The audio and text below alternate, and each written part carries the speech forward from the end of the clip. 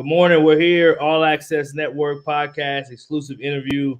Mo Williams, head coach, Salisbury University, just coming off a huge victory. Coach, welcome to the show today. How you doing, man? Brian, man, thanks for having me. I'm humbled. I'm excited to talk to you, and again, just very appreciative of the time and spotlight you're shining on our program, staff, and players right now. Yeah, absolutely, man. Excited. So we had some viral content recently, just last week. You guys beat a Division I school. Take us back to that game. Take us back to what that kind of means to the university, and just kind of take us back through how you guys were able to pull that off. Because most people think when a non-Division I plays a Division I school, you have no chance to win.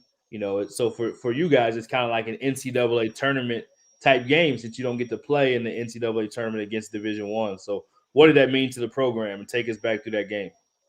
Yeah, well, brief history before I get into that, Brian. It's our second time during my tenure beating Division One.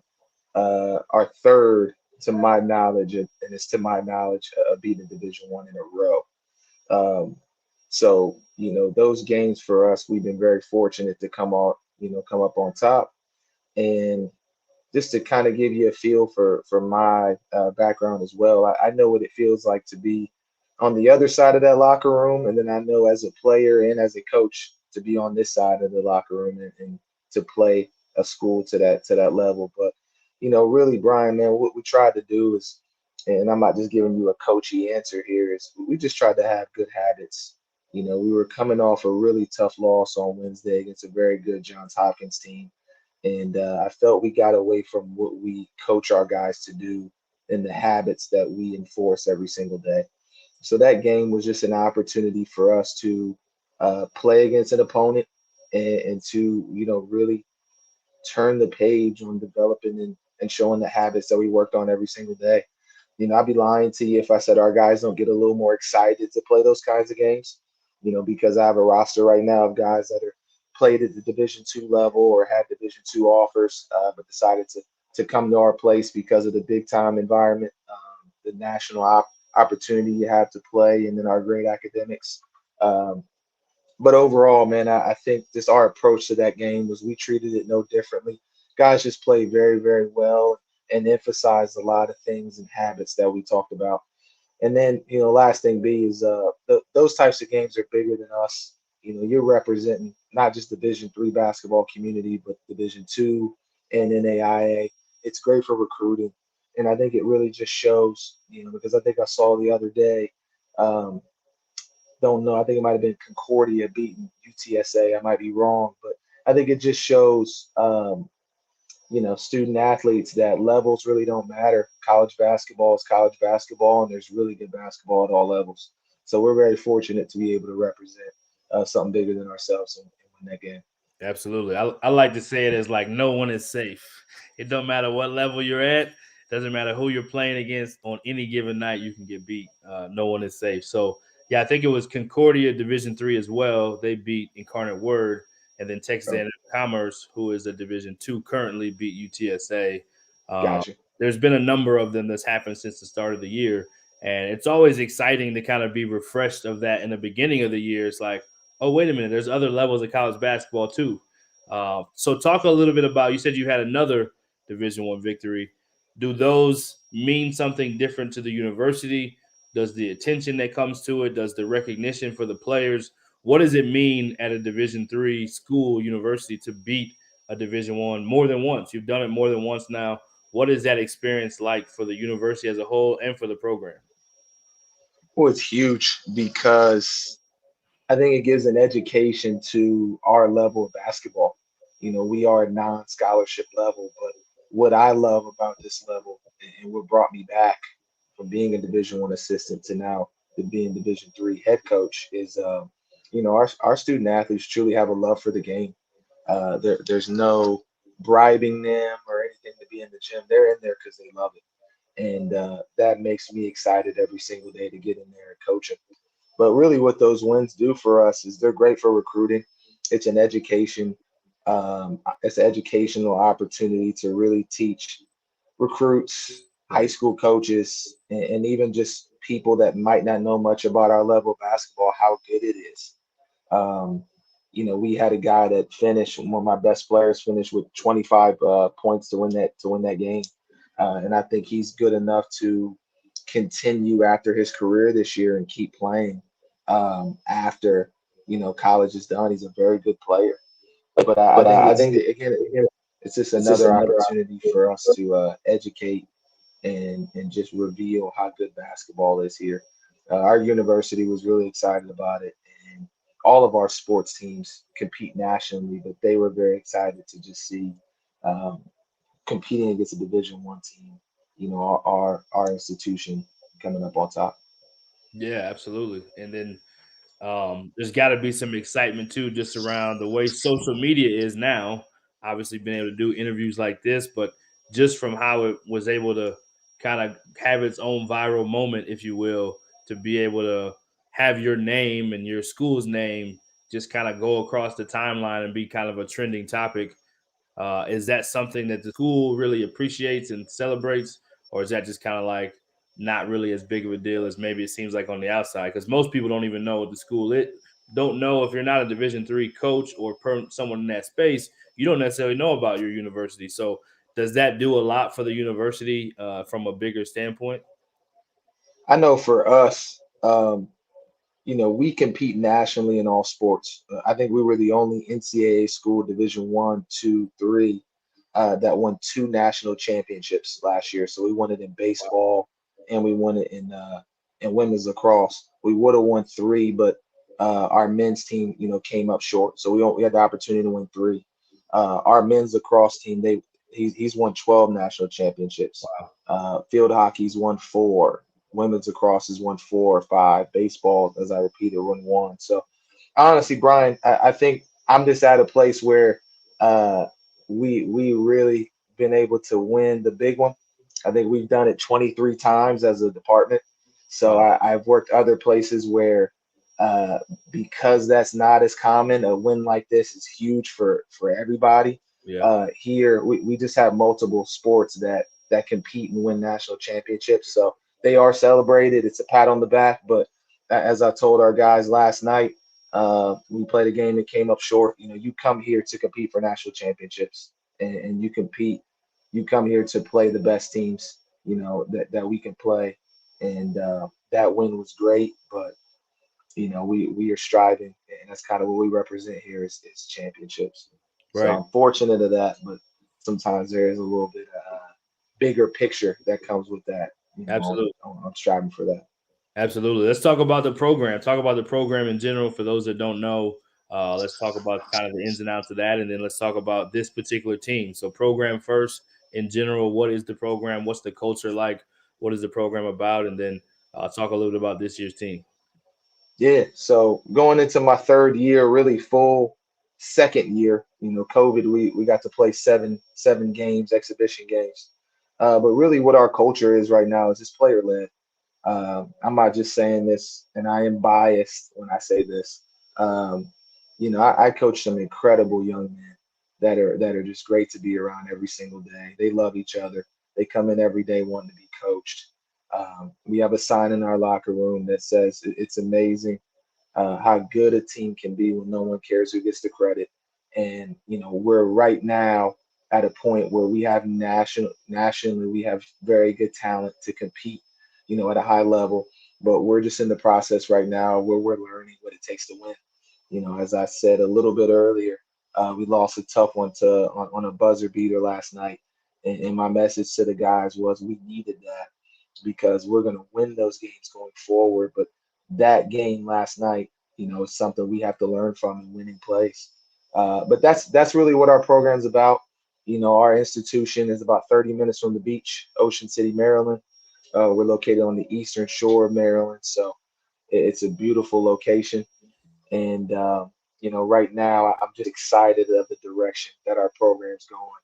As I lead, I know that I need to continue to be patient, continue to coach them, continue to love them, and continue to plant those messages that over a period of time that harvest will come. But I'm very excited about the direction of our program right now, and it starts with the people. We win with people, we lose with people. I got a great staff, phenomenal staff of people that pour into me every day and sharpen me in my areas where I'm weak. And every single day, we just have a mantra here, and I actually wear it on my wrist. But we want to win each day, and we replace that I with the one, because nothing's more important than that one. Getting one more rep, doing one more thing, to make someone else's day better, doing one thing to make a teammate better, and then doing one thing to help yourself and help our team get better. And that's what we're focused on every single day. We love the process. I love that you shout out your staff. Tell us real quick about your staff, and who is your staff compiled of. Tell us a little bit about them, and then we'll get you one last question or two and let you go. Yeah, so it consists of Caitlin Benedict, Sean Tucker, Bobby Bates, Tim Velasco. Caitlin has been a phenomenal addition to our program. Uh, she is one of, I think, four now, maybe five. I might be a little off on this. Females coaching at the men's level, men's collegiate basketball level. And she is not just a person that's coordinating our flights or our meals. She is a phenomenal coach. She's learning every day. She's on the floor. She's a sponge. So we loved having her. Sean Tucker brings us great experience, great energy, and something I've loved about having him is he gives us an opportunity to be more involved in this great community that we have here. And he's a product of this community. He has passion about it. So loved having him. Bobby Bates is my longest tenured assistant, so he just brings back great experience. Played here as well, so he really loves the program. And then Tim Velasco is, just a guy who really I kind of talk to a lot behind the scenes. I call him I vent to him a lot.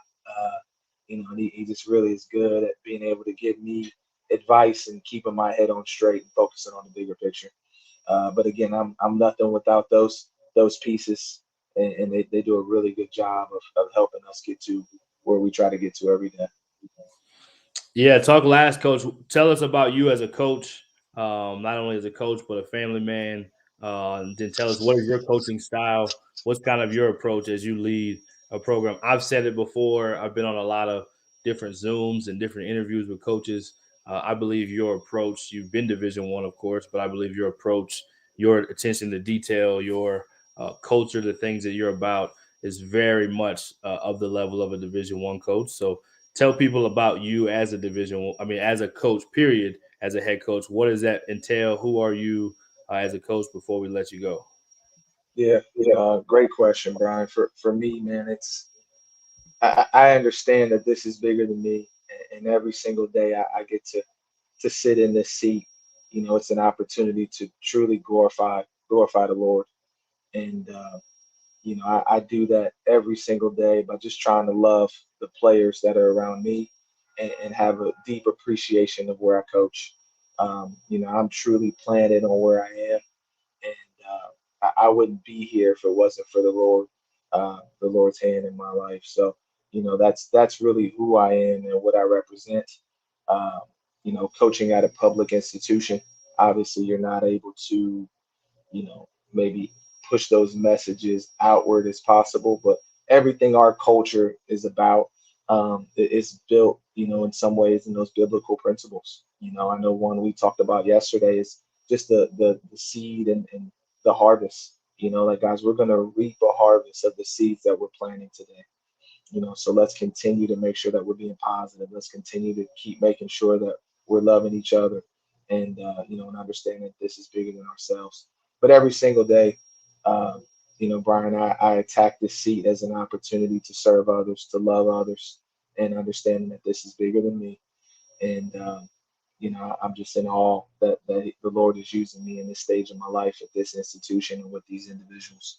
And then as far as family, Brian, I always say we have a little girl at home. She's two, and I always say um, she never wanted a coach to be her dad. She wanted a dad that's also a coach. So when I'm home, I'm truly present. When I'm home, I I push those things to the side to make sure that she gets the attention that's needed. And my wife and I are loving her. Then I have a phenomenal wife who not only just understands what I do, but she's in the trenches with what I do. In fact, I came home last night with the game not going my way. The whole time, just her encouragement, talking me through it, and just giving me those reminders that I needed to hear were just so timely and awesome and what I needed. So again, man, I appreciate the compliment. Again, the Lord really gets the credit in my life, and every single day I just try to tackle it with an enthusiasm to love these players, love the staff, love the institution, and want to serve others. Yeah, that's awesome. I love it. I'm obviously a big fan. Supporting you from afar. Congratulations on the huge win. Do you have any funny story you can share with us inside the program, inside your household, the family, with being a dad? We like to try to end with a funny story before we let you go. I didn't prep you on that, but if you got one for us, let us have it. Funny story, huh? Yeah, funny story. Anything you got that's entertaining, funny moment, even if it's not a full story, just a funny moment within the program, your coaching career, or even at home as a father. We like to add the little comic relief at the end. Mm, mm. There's a lot of ways I can go with this one. Uh, but I got one for you. You can appreciate this Yeah, being a dad and having young kids. But when my first year here, we just had my daughter. She was like months old. I can't even remember. But obviously, those months, you're not sleeping much at all. not at all. And I was on zombie mode where there were times I think I passed out in my office, and our custodial staff comes in and they're like, "Oh my gosh, coach, I'm sorry." And I'm like, "No, you're good. I just passed out in here, didn't know." Uh, but a funny story is I think I was watching my daughter and I went straight to practice, and that night I didn't sleep much, and we were doing a segment of practice where the guys come to me, and then we'll play offense, go to defense, and we'll play offense. We call it ODO. And I'm drawing on the board, Brian, and I'm drawing, and I don't remember what I'm drawing. Like I just zoned out, Right. right? And after I get done, I'm like, break. And the guys are like, Coach, you got like three fours on the court. Like, we're going, well, you're the one, you're the two, you're the three, you're Right. the four, you're the five. I Right. got like three fours on the court. Right. And they're like, Coach, so who is who? Like, you have a four over here, you have four over here, you have four over here. So I played it off like I was trying to get you to understand that to Try to pay get you to attention. pay attention. Yeah, I knew that I did that. I'm trying to get you to pay attention. Where in my head I was like, wow, that was really bad. Right. So yeah, man, I was just exhausted. Another really good one before we close. It was my birthday yesterday, Happy and birthday. my Happy birthday, coach. thank you, man. And my daughter loves to tell me or loves birthdays. So, she kept saying like happy birthday. And we pull the cake out and she's trying to blow the candles out like it's her birthday, but it's my birthday. So I like have to scoot her chair over and she was like, look, Dad, no, like let me blow the candles. So I pretended like I let her blow them out, but really I blew them out. And Absolutely. it was a funny and cute moment. I But love it. I love it. those are my funny censored stories. I don't want to give you the Yeah, the, that's the usually that's, u- uncensored that's ones. usually how it goes. People usually have to take a longer time to think because there's a certain element. There's a certain element. But congratulations again on the win. I know it's not the Yeah. only win that you're collecting all year, but it was a major win for the program. Continued success for you and the staff and the program. And thanks so much for taking the time today, man. And can I add something before you close? Yeah, yeah. What you got? All right, man. I just want to shout you out for what you're doing here, man. Like seriously, I know you and I have never like visually like in person met like before, Yeah, but like man, you talk about somebody who, I mean, our first phone call. I'm not sure if you remember it, but I know I did. yeah. Just being blessed with just how vulnerable you were, just sharing your journey. And I think as I see you move into this direction of your career, like it's really cool to see, man. Like you're being a blessing to a lot of people, and it just means a lot that you encourage and want to have on here because it's awesome to be a part of, man. So I Yeah, just wanted to shout you out on that because you're doing some really special things, man. It's cool to see what you're doing because I know it's different from coaching, but I know that energy from coaching is not going away from you. So I just wanted to nah, shout not you at out. all. No, I appreciate that greatly, man. God has been really good and been really blessed, and want to keep shining light on more programs like yours and keep giving back to the game, man. So we appreciate the love. Thank you for the kind words, and obviously, you know how much I value your friendship. Glad for you to keep doing the great things you're doing, man. And coaches need encouragement too, man. So keep going. It's a tough profession.